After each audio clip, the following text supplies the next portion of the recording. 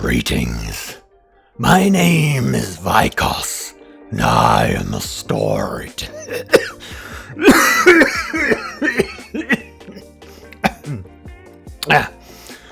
Sorry about that. I had something in my throat. As you can probably tell by my voice, I am an Australian, so it was probably just a spider, no biggie. Now, where was I? Yes. I was making the title of the video make sense. So as I was saying, my name is Vikos, and I am a Storyteller Vtuber, and welcome to my debut video. Let's do this all in one take. Let's go. Swoop, swoop. So it's a pleasure to meet you, and a privilege to be on the internet as an Australian. As you see, Australia is a very large and very sparsely populated country, which presents certain challenges laying internet cables across what is essentially endless swathes of desert. So the government, in their infinite wisdom, decided to resolve this problem by strapping a bunch of Wi-Fi emitters to some kangaroos. It's called roaming internet, you see. So, in order to be able to upload content to you, I have to wake up early and go out and scatter breadcrumbs on the road outside my house to draw in the kangaroos. It's a whole thing, and that's just how we do it in Australia.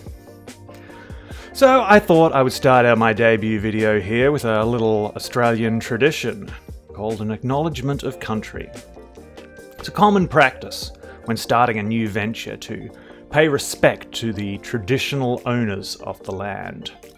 Obviously, the internet, I'm like just a voice coming out of your screen, but at the end of the day I am recording this from someplace, and that someplace once belonged to someone, so why not? Let's get right into it. So it goes something like this.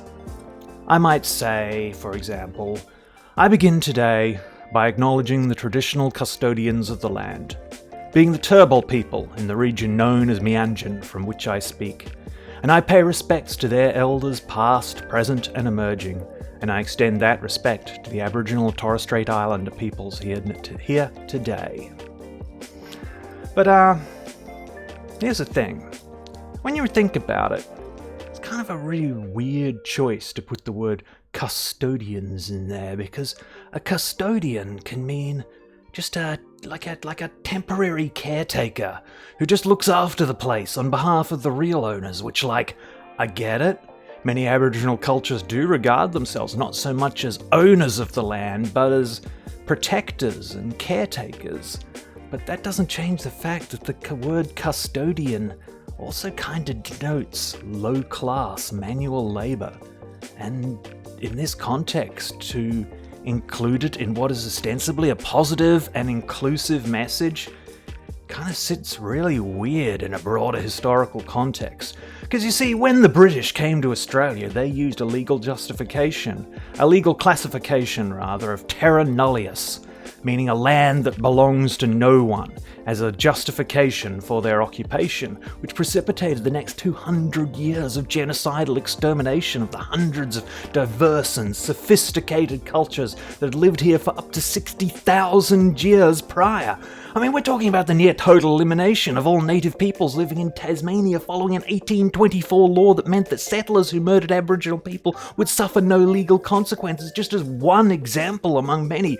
I mean, I tell you, it's hard to travel across this country without encountering landmarks associated with massacres, and this is one big-ass country. So it's not even ancient history either, starting in 1920s, even as recently as the 1970s, literally still going on in the 1970s. It was government policy to forcibly remove Aboriginal children from their families, under the stated goal of making sure that their culture would not survive in what came to be known as the Stolen Generation. So I'm sorry if it seems ungrateful for what does appear to be a heartfelt sentiment, and what I do believe is a genuine attempt to make acknowledgement that we live on stolen land. But the inclusion of the word custodians, it does seem really weird and in poor taste, and I don't want to detract from the good it represents, but it does speak to a wider problem in our society of strategically forgetting and remembering our history as it suits us. I mean, this is a war that never ended, effectively, we're talking about here, for which the state never apologized for until the year 2008. And yet, there still is no peace treaty. And the failure to address this situation, it disproportionately affects First Nations people who experience experience lower life expectancies, income disparities, unequal opportunities, over-policing, discrimination, as well as a variety of other material conditions that draw directly from colonialism. And I mean, Christ, it even affects white people, because it's being consistently failed by our parents, our government, our social in-groups, and our educators to teach white folk the material conditions of reality as it actually exists is stunting intellectual and emotional growth. I mean, Christ, does it feel... It's just me, or does it feel like we're hurtling towards destruction, willfully blind to all caused by the acquisition and accumulation of capital in a vicious cycle, giving ourselves brain damage, and all we can do is offer these impotent performative gestures of acknowledging country without addressing the underlying causes and the intellectual equivalent of thoughts and prayers? And that's how we do it in Australia. So anyway, as I was saying, making the title of the video make sense now, aren't I? As I was saying, I'm a storyteller VTuber, and as you can probably tell, I have some stories to tell. So, let me just get down into the corner here for my placard to make room. Oh, there we go. There we go. Alright. So, as you can see, my name is Vikos. I am an undead wizard. Ooh, spoopy. I'm an historian, a storyteller, and as evident, I am a massive dork. My age, too damn old. Moving on. My birthday is December 23rd, 2 days before Christmas. Fun fact, I was actually due Christmas Day, but baby me was like, nah, fuck that, I'm coming out early. I mean, could you imagine sharing a birthday with Jesus? Ugh, that'd be the worst. I mean, you'd be all like, ooh, I got an Xbox, and he'd be like, yeah, that's cool, brah, but guess what? I died for your sins. Yo, what up? Ain't nobody got time for that. My height is whatever the fuck I want it to be. I'm a wizard. And my pronouns. See, here's the thing. I'm gonna say dealer's choice for my pronouns. Obviously, I'm gonna use whatever pronouns a person prefers, and I'm even a big fan of neo-pronouns. I think they're cool as fuck, because they kind of make you go back to your first philosophical principles.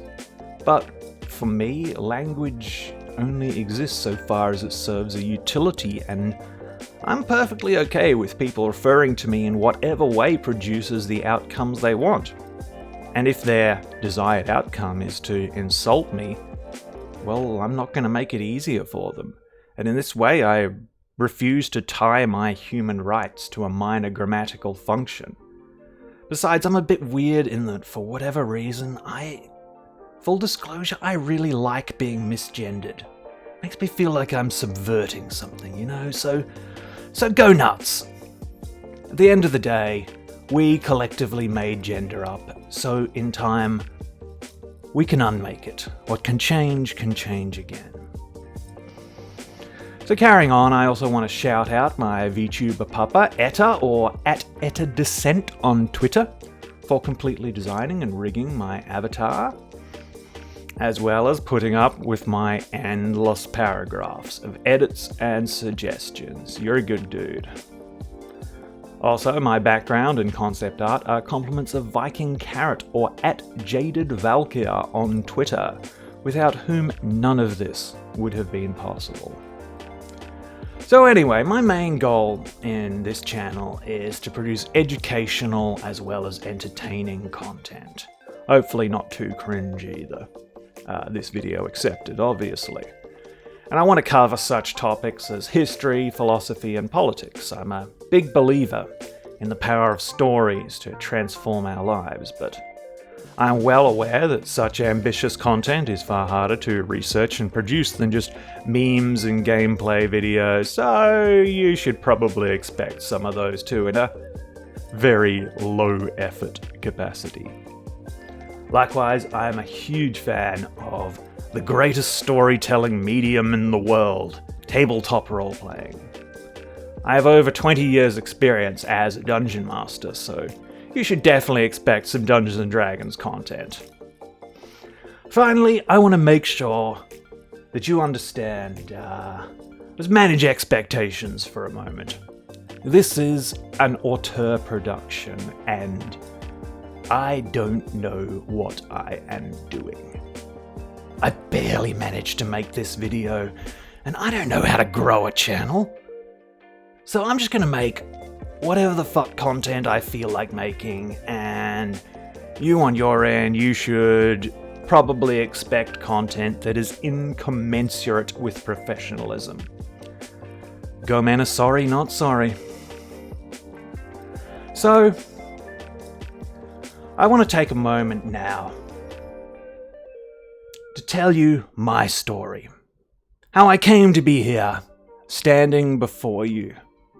Dead, but still talking. So, gather round, grandkids.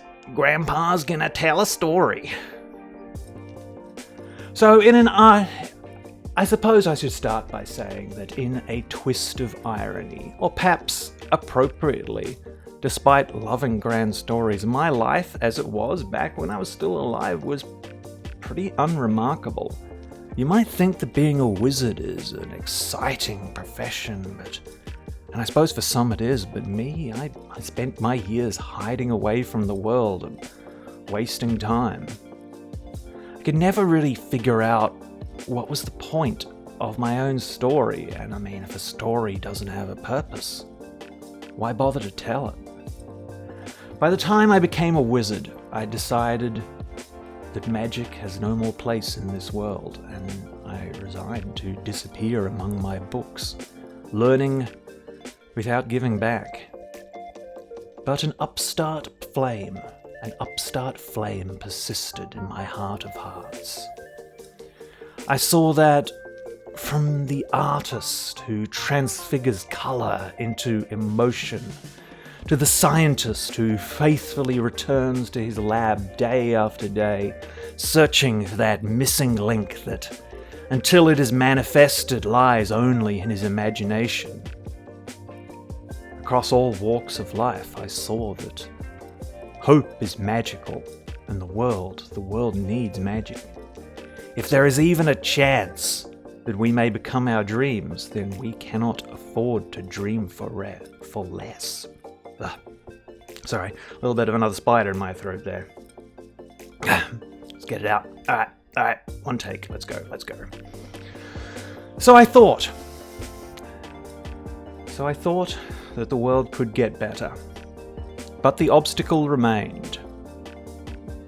While others might inspire me, in my own story I saw only contradictions, dead-end plot arcs, and wasted potential. It was frequently the case that the more I learned, the more I felt I lacked the skills to translate that knowledge into something useful, and the more I practiced, the more I felt I lacked the knowledge of what to do with myself. There was always more to learn, and the standards of perfection were always another step out of reach. So, time passed, and possibilities passed me by, and I never left the safety of my library. Then, I died. It was pathetic, really. When the Reaper came for me, I fell to pieces. All of my hopes for a better world, and all of my wasted potential, it just all came pouring out of me in an outpouring of grief for what now would never come to be. Try to tell me that you wouldn't do the same. Now I'm sure that the Reaper had seen it all before, especially from such an unremarkable wizard as myself, but oddly, in that moment, with her scythe raised, she hesitated. Maybe, I don't know, maybe she was an inexperienced Reaper, or it was her last day on the job, if such a thing even exists, or maybe it was because I begged not for myself, but for a chance to help others. Or more likely, maybe I was just so pitiful that she didn't want to dirty her scythe with my snivelling obsequence. Whatever the reason, she gave me a second chance to live in undeath in service to humanity, buying myself more time daily by spreading knowledge and hope to those who needed it. So this is it. This is my second time around. And to be brutally honest, very little has changed from my perspective. Sure, I smell worse and, I've lost a whole lot of weight, but inside I really still feel woefully inadequate to this task. I am still no more than a lone lick-spittle droplet in the ocean of possibility. But now, what is different is that I lack the luxury of time. She saw to it, in the deal we struck, that my back is now well and truly up against the wall. Now the Reaper's scythe hangs over my head, and I can feel the chill of the underworld at my back. I made a deal with death to deliver, and I can't go back there. I don't want to die again. Thus, by the weight of circumstances, I must accept certain truths as self-evident. First and foremost, I wasted my life. This is a fact I cannot take back. Had I spent it better, maybe I would be the teacher or the arch-wizard I dreamed of, but here I am. I am a deadbeat, and a deadbeat is who I am. By my misfired potential now, I will never be more than a student. But that's okay. Because the apprentice is more aware of their limitations, which renders them more amenable to learning and more able to undertake a journey than the master, who believes that they have already arrived at their destination. Indeed, if I am to promote learning, what else should I teach, if not the ways of the student? So I tell myself, and that gives me the hope I need. So to summarize, my story has now ended and the book is closing. In this addendum, I've become a supporting cast member, and you, the audience, are the emergent hero. I work for your benefit, and this instills me with a certain quantity of hope, for at the end of the day, your lives still stretch out before you, and I truly believe that, given half of the opportunities that I had in life, you will each tell a story that, as many parts work towards the whole, will transform the world for the better. I can't wait to see it. And I hope that, with your patience as I figure out this second life, this old dead wizard may yet live to tell the story of all you have accomplished after the fact. Hope is my school of magic, and I hope that we will yet live in a brighter future. Just remember, it's nearer than you think, just around the corner and over the rainbow. Whew. Well, I don't know about you, but that story got me a little bit emotional. Don't know how to follow that, so I don't know, let's just field some questions from the audience. Questions that definitely come from real people, and not questions that I made up to segue into the second half of this debut. I definitely made them up. This is a new channel and I have no subscribers, let alone friends in this place. I mean, Christ, I'm begging you, please just subscribe to this channel and share the video.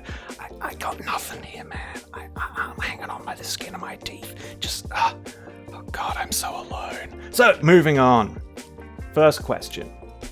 Well, a question here from our Cool Story Bro. Cool Story Bro asks, despite that obviously heartfelt and well-written backstory, we don't actually know that much about you.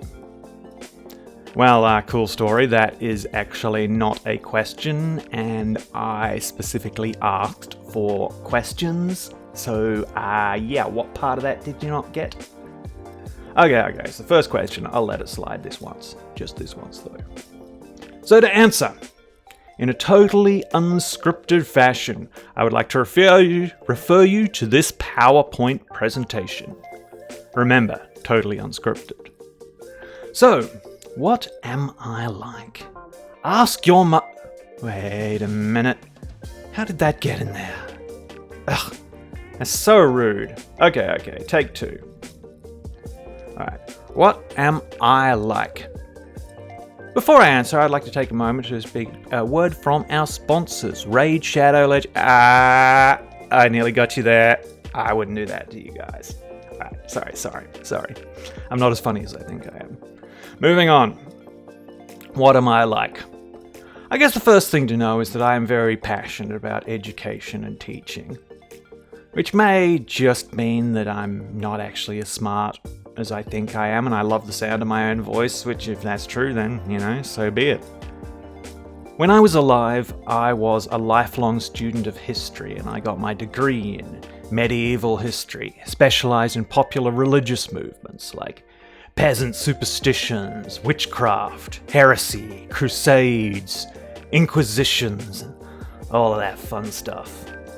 I guess you could say I studied the history of belief.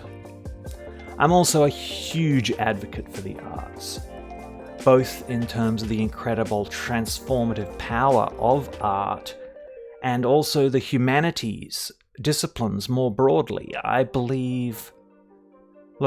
I really believe that it is vitally important for humanities graduates to occupy positions of leadership in the sciences because, I don't know, maybe when we're hurtling towards a cliff, it's a good idea to put people in charge who are trained at stopping and thinking about what we're doing. I mean, just based on my experiences, based on what I've observed, it feels like teaching people to work in laboratories isn't really equipping them with the necessary ethical, historical, and philosophical qualifications to see the big picture. I mean, it's kind of like Jurassic Park, it's only after they've built the unstoppable killing machines that they bring in the philosopher who takes one look at everything they've done and is like, yo, this shit's fucked, you guys are idiots. I mean, it's a pretty easily avoidable tragedy if we just valued the humanities more as a society, right? Anyway, I should pace myself. Okay, one rant per video and I'm already over time. Alright. So my point is, those who study history are doomed to repeat the same mistakes, while those who do... Wait, did I say that right? Those who do not study history are doomed to repeat the same mistakes, while those who do study history are doomed to watch others repeat the same mistakes. Sorry about that, I think one of the spiders crawled into my brain. So what else am I like? I'm also a lifelong fan of Dungeons & Dragons. Fun fact, I actually started DMing games the same year as Matt Mercer. The difference being, among other differences between me and Mr. Mercer, I use charisma as a dump stat. Finally, I would like to say that I believe in redemption arcs. I'm a smartass who isn't as clever or slick as he thinks he is, and I find it a lot easier to tear things down than to build a better world, but I am trying, and even if I am doubtful as to whether online personalities can really create meaningful world change, I am willing to give it my best shot. At the end of the day, I'm here looking for hope, meaning, community, and redemption as much as everyone else. So, cool story, bro. I hope that answers your question, though I will say I would prefer the opportunity to show you over time who I am, rather than just tell you and expect you to believe me. So moving on. We have a question from Definitely a Real Person, who asks, can you talk more about the sort of content you will be producing? Thank you for the question, real person, and I suppose I could say I will categorize the stories I will tell into 3 different streams: anecdotal, academic, and fantasy. Academically, I am a big advocate for free education and the exchange of information. I'm old enough to remember the early days of the internet when they told us that They promised us that the internet would give us all the information of the world at our fingertips. But today, as we find it, most research and most reputable news sources are hidden behind paywalls to the extent that people regard Joe Rogan as a news source. This is a criminal state of affairs. Like, I don't know, it's just me, or should somebody be in jail over this shit? Well, YouTube is, I think, at the end of the day, a fundamentally flawed medium. It is bereft of the sound peer review systems or the accountability to sources or to truth that make the difference between knowledge and nonsense. I think in some ways it's the best we have right now, and it's good enough. It's a platform I can use to share the knowledge that I racked up massive student debt to learn. So, some of these topics I'll talk about will inevitably, by the nature of the medium, intersect with the anecdotal. Maybe I'll have strong opinions on a given topic that I can't keep out of my ripening. My writing will be ripening. Or perhaps the topic I'll be speaking of will be qualitative in nature, being research undertaken by communities, for the benefit of said communities. And likewise, the study of history is inseparable from the subjective experience of memory, which does allow a certain leeway towards the expression of lived experiences. So likewise, on the flip side, even the anecdotes from my own life, the purely subjective stories that I will share here, I will apply a certain historiographical analysis. Such is my habit, and such is my design. Finally, we have the category of fantasy, and herein lies the length and the breadth of art. I might record or stream a video game, which is really a two-tiered storytelling experience. You got the story that the game developers, the game designers, they want to tell, and then you got the story of my experience running through the game. Or I might share some of my ideas, memes, my movie pitches, which are totally cringe, or maybe even the poetry I write. Yes, I know everybody hates poetry, but we'll spend hours memorizing song lyrics, which is a totally rational, non-contradictory position to hold. Anyway, not getting into that right now. But I will say, look, depending on how deep into the video games I get, my plan is for the majority of the fantasy category to be concerned with Dungeons & Dragons.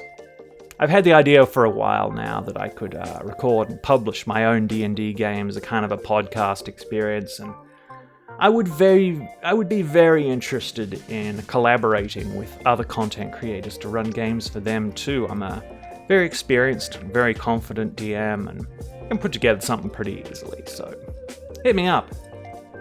I also plan to publish advice for new and experienced DMs. And the dream, like, best case scenario, if I had unlimited resources, if I had like Critical Role money, I would run a D&D game where everyone has their own VTuber avatar of their characters that update with their current gear and hit point total. I mean, let's be real, that's probably never going to happen, but it would be amazing. Oh my god. Whew. Getting excited thinking about it. So anyway, hope that answers your question. Totally a real person, or whatever it was I said your name was. So I think we have time for one or two more questions. So let's jump right to this one. XXX Sephirothel XXX. Hey, that sounds like a real gamer name. They ask, what online or real-world figures inspire you and influence your content? Well, Sephi Snuffle, technically I think that the online is the real world, but I take your message and I thank you for the excellent question. My earliest influences were all authors. Lloyd Alexander, Raymond Feist, Tolkien, Lovecraft, Lord Dunsany, and Clive Barker, to just name a few. Not to mention the writers of Star Trek and the original Doctor Who. As an adult, I find I've come back time and time again to the works of the historian Jonathan Riley Smith, and I find myself greatly admiring the pluck of the historians Mark Gregory Pegg and Mark Bloch, both of whom I regard as being well ahead of their time.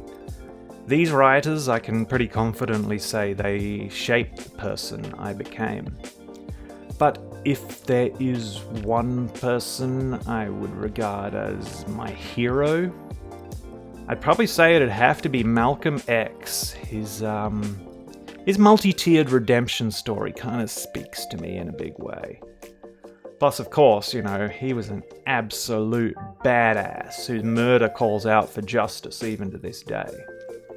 I adore his take no prisoners attitude for standing up for what he believes, but even more so, I am in abject awe of the courage it took for him to change his beliefs with new information, even as it put him at odds with the empire he built, and ultimately led to his death. I aspire to have even a fraction of that integrity. I can't compare myself, merely live in awe. I also want to acknowledge the online influences that have got me here. In the very early days of YouTube, I only followed Newgrounds animators, until my favourite animator, a dude called Aaron Hansen, aka Ego Raptor, made a Let's Play channel called Game Grumps. This was the first YouTube channel I ever watched regularly, and was the first time I really understood the qualitative and quantitative value of parasocial relationships. It helped me to get through some really hard times in my life. Just being able to sit and watch a couple of goofballs laugh and play video games, I could laugh along and I could feel like I was there on the couch with them. I was part of the experience. It helped. So the first streamer I ever got into, he was a guy called Noxious, who at the time streamed Hearthstone. It was the first time I became part of a online community, and first time I ever thought seriously about streaming myself. Like, hey, this is something I could do. Eventually, I stumbled onto a YouTube show called The Majority Report with Sam Cedar, and this was kind of a turning point in my content. It was the first time... See, when I saw Sam speak about political policy and proceduralism, it stood in vast contrast to the culture war, Gamergate shitfights that were consuming the internet at the time, and it gave me hope for online politics as a vessel for more than just memes and tribalism. So more recently, I have been influenced by a rather contentious leftist streamer called Vosh. Apologies here that I have to wax philosophical for a moment.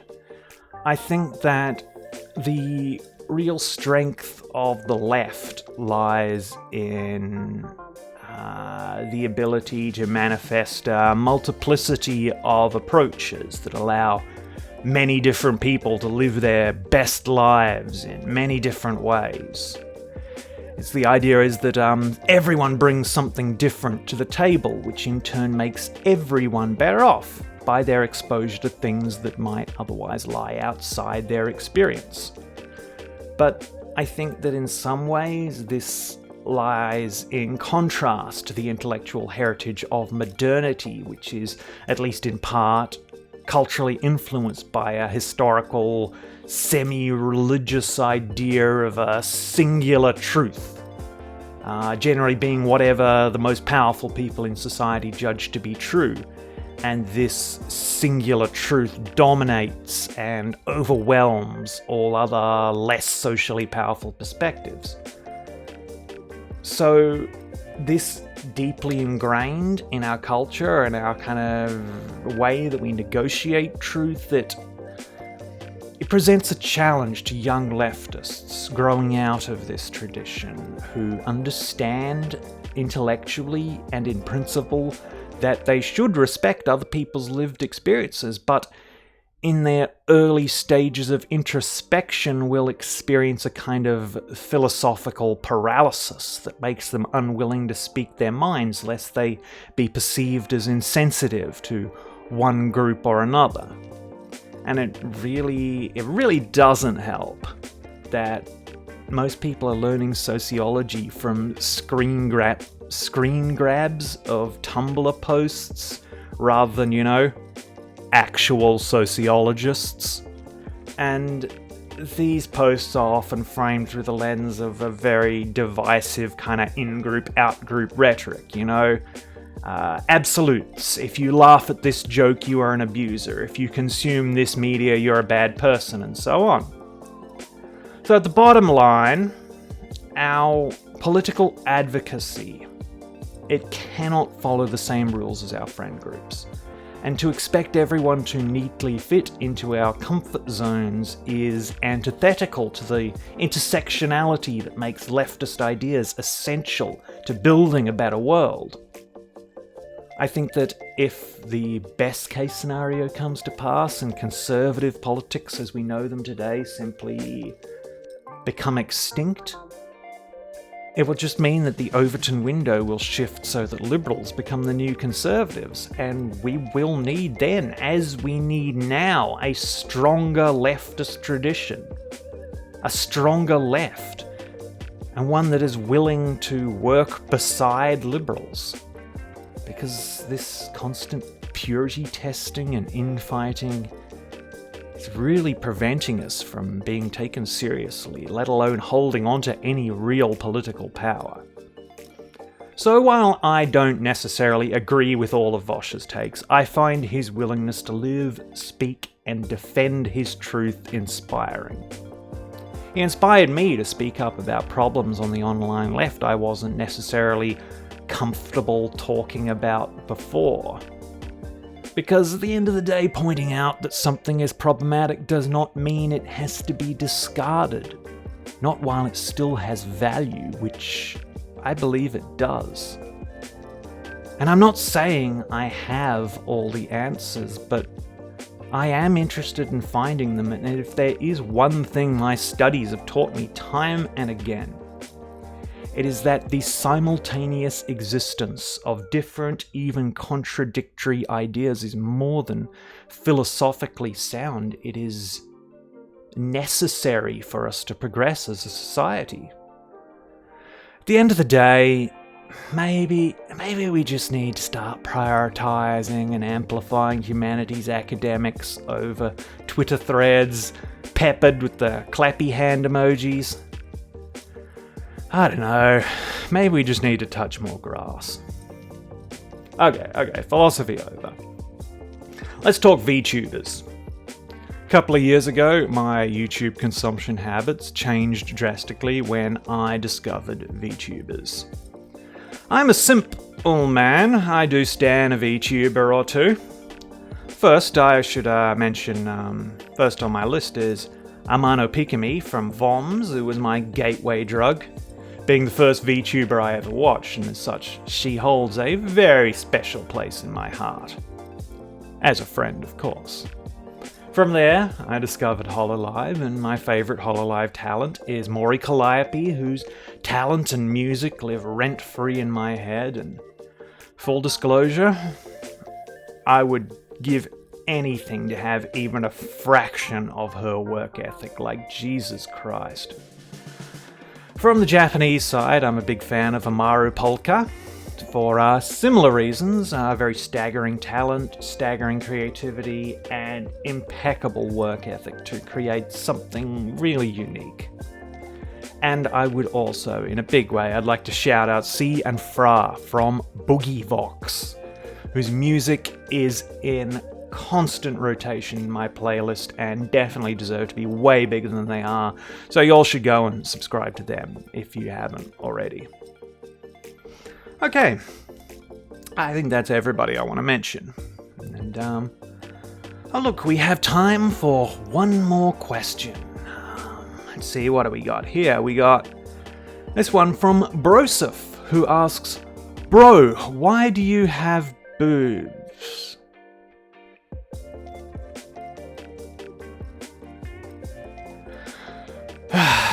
On second thought, we are all out of time and no more questions to be asked. Listen, Broseph, if that is your real name, what part of "I'm a goddamn wizard" did you not understand? Huh? You think conjuring boing boing upon my chest is beyond my power? Huh? Why don't you have boobs, huh? Is it because you're not a wizard? Are you just a powerless, worthless little human being, huh? Got nothing to say now, Broseph, do you? Sucks to be you, doesn't it? Okay, moving on. So to close, I want to end in a message of hope. Since this is my first video, and I'm pretty sure no one is watching, and those that were watching clicked off the moment I mentioned racism. So I want to address this message of hope to myself. Hey there, me. It's me. Me from the past, that is. I see you there rewatching this video, cringing at how bad it is. Oh, like you're so much better than me now, huh? Is that it, Mr. Big Shot? Hey, look, real talk. You did this. And don't you dare forget where you came from.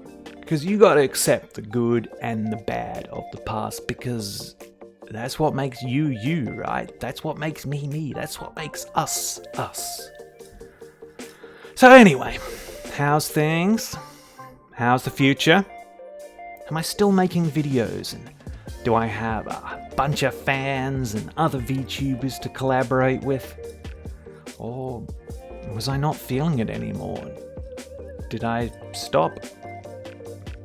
Was the cringe too much? If I did, look, that's okay too. Because shit happens, and if nothing else, I hope that you watching me now, it reminds you of what it was like in this moment of fresh possibility. And I hope that that, in whatever way, inspires you to continue on whatever path you're on now. Regardless, whatever you're doing, however we are, I'm looking forward to joining you there in the future. Alright, that's all from me. Thank you for coming to my debut. My name is Vikos, and I am out. Swoop, swoop.